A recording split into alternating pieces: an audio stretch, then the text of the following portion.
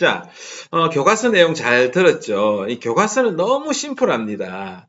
우리가 이 화장실에 간다는 게, 물론 뭐 큰 거 말고, 이 소변을 보러 간다는 게 그렇게 단순하지 않아요. 뭐, 실타래, 뭐, 빨간 실타래 주고, 노란 실타래 받고, 그런 게 아닙니다. 그런 게 아니고, 지금부터 선생님과 함께 좀 더, 한 걸음 더, 신장, 콩팥 안으로 들어가 보도록 하겠습니다. 자, 먼저, 이 신장을 알기 전에 호흡기관인 폐와 순환기관인 이 혈액의 관계를 좀 더 한번 되돌아볼 필요가 있어요. 자, 우리 폐, 호흡기관이죠.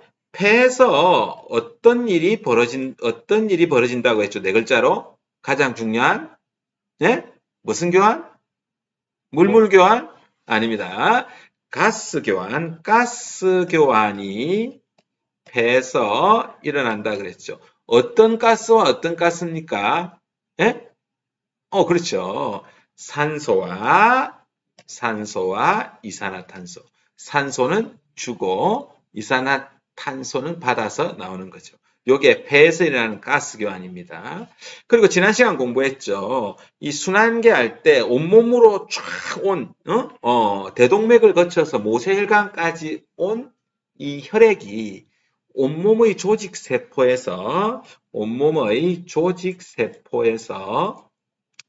어떤 일이 벌어진다고 했습니까? 어떤 교환? 네? 어떤 교환입니까? 네, 물질 교환. 물질 교환이 일어난다고 했습니다. 어떤 물질이 교환되나요? 네? 뭐라고요? 그렇지. 영양소, 영양분은 주고 사용하고 난 노폐물들은 다시 받아서 온다고 그랬죠. 근데 이 노폐물을 포함하고 있는 혈액이 바로 심장으로 들어가면 어떻게 될까요? 와, 생각만 해도 끔찍합니다. 얼굴이 아마 퉁퉁 부을 거예요. 얼굴이 퉁퉁 붓고, 삶이 힘들어집니다. 그래서 이 노폐물이 포함되어 있는 혈액은 심장으로 바로 가지 않고, 오늘 공부할 신장이죠, 신장. 콩팥으로 들어가서 걸러지게 됩니다. 필터링.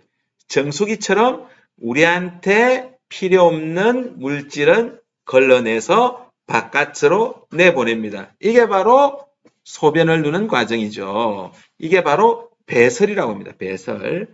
근데 배설은 배출하고 조금 다릅니다. 우리가 배설은 이 땀과 오줌이 배설이에요. 응가는 배출입니다. 배출. 소화기관, 항문에서 일어나는 배출이죠. 그럼 이 배설의 과정이 그렇게 단순하진 않고 조금 재미있는 메커니즘, 신기합니다. 우리 몸이 아주 신기한 일이 벌어지는데요. 한번 보도록 하겠습니다. 자, 이 콩팥이에요. 콩팥. 콩과 팥처럼 생겼다 해서 콩팥이에요. 한자로는 신장. 위치는 이 등 쪽에 있어요. 등 쪽에 두 개가 있습니다. 둘 중에 하나가 망가져도 이게 기능을 합니다. 그래서 신장 이식 수술도 굉장히 많이 일어나기도 해요. 그럼 이 신장에서 어떤 일이 벌어지는지 한번 볼까요? 자, 여기 보면 이 들어오는 피가 있어요. 자, 신장으로 들어오는 피. 자, 우리가 통일시킨다. 어떤 기관으로 들어온다. 이 피의 이름은 뭐다? 동맥피라고 합니다. 동맥피. 얘는 신장으로 들어오니까 신동맥. 나가는 피는 정맥피, 신정맥으로 되겠죠. 그러면 노폐물을 포함하고 있는 이 혈액이 이 콩팥 안으로 들어와서 걸러지게 되는데요. 이 걸러지는 건 잘 봅시다. 자, 여기 보면 자, 요 신동맥으로 딱 들어옵니다. 혈액이 딱 들어오면 여기 조그마한 이 주머니가 보이죠. 주머니가 보입니다. 이게 바로 보먼 주머니입니다. 보먼 주머니. 그리고 요 안에 혈액이 이제 동그랗게 말려 있는데요. 요걸 우리는 사구체라고 부릅니다. 어렵죠. 하지만 요 두 개를 더해서 우리는 말피기 소체라고 부르는데요. 이 말피기는 사람 이름입니다.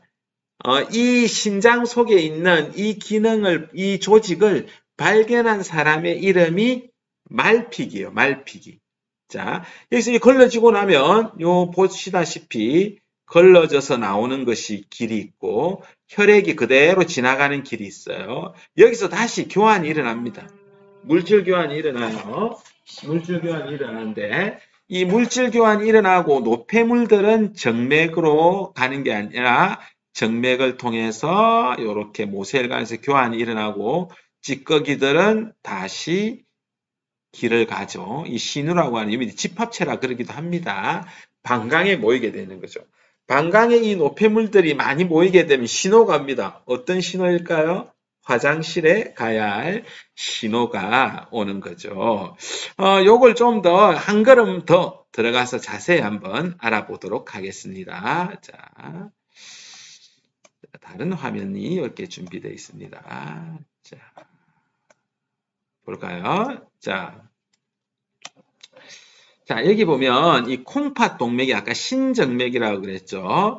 이 신정맥에서 이렇게 들어옵니다. 들어오면 이 들어오는 피, 혈액에 있는 게 혈구, 적혈구, 백혈구, 지방, 단백질, 물, 요소, 포도당, 무기염료 이런 게 있어요. 근데 잘 보세요. 우리에게 필요한 건 혈구, 지방, 단백질, 뭐 포도당 이런 것들이 있어요. 이런 것도 걸러지면 안 되겠죠. 만약에 이런 게 걸러져 나가면 피가 섞인 오줌이 나오게 돼요. 이 혈구, 적혈구가 포함돼서 나가면 피가 섞인 소변이 나오게 돼요. 건강에 안 좋은 신호입니다. 여러분들도 화장실에서 한번 보세요. 내 소변에 피가 조금 섞여서 나오는지 피가 만약에 섞여서 나오면 병원에 가봐야 돼요. 그 다음에 지방, 단백질. 이 단백질 이 소변에 요단백이라고 이 단백질이 많이 포함되면 이건 질병입니다. 예? 당연히 물은 좀 걸러져야 되겠죠. 요소는 독성 물질이에요. 독성 물질. 우리 소변 가면 냄새 나죠? 이게 바로 요소 냄새입니다. 그 다음에 무기염료는 다양한 것들이 있는데요. 뭐 나트륨, 마그네슘 이런 것들이 있는데 이런 것들도 우리한테 필요한 만큼만 쓰고 나머지는 버려야 돼요. 자, 봅시다. 아까 이야기한 보문 주머니에서 이렇게 걸러져 나갑니다. 그러면 여과되는 거는 걸러서 통과되는 거는 그러니까 노폐물이죠. 물, 요소, 포도당, 무기염료 이런 것들은 쓰고 남는 거니까 빠져나가야 돼요. 그리고 필요한 것들은 그대로 와야 됩니다. 그리고 이렇게 쭉 가다가 너무 많이 걸렀어.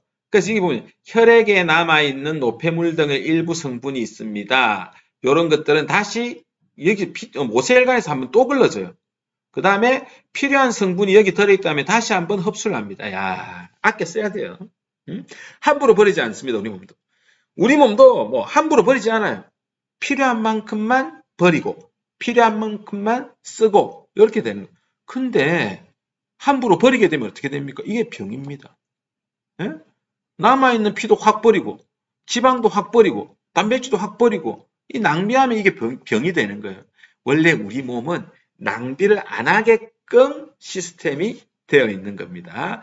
그렇게 해서 깨끗하게 만들어진 피는 콩팥 정맥을 통해서 다시 심장으로 가게 되는 거죠. 그리고 오줌의 주 성분은 물, 요소, 무기염료들 이런 것들이 됩니다.